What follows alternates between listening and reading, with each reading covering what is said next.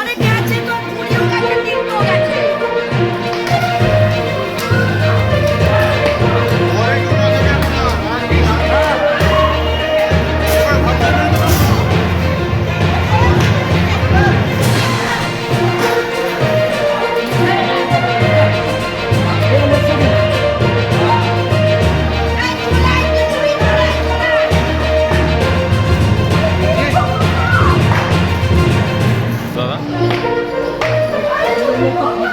কিছুই তো এলো না, 8 ঘন্টা ধরে হয়ে গেল, কিছু আস্তে আস্তে ওদিকে আটকে গেছে।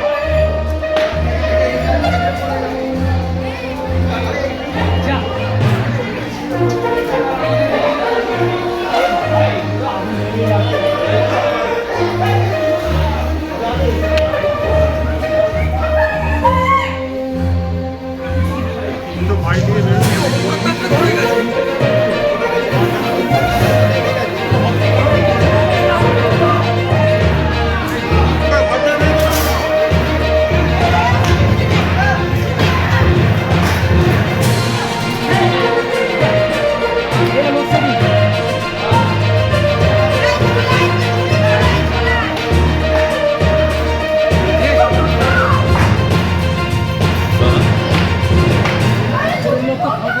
কিছুই তো এলো না, 8 ঘন্টা ধরে হয়ে গেল, কিছু আস্তে আস্তে ওদিকে আটকে গেছে।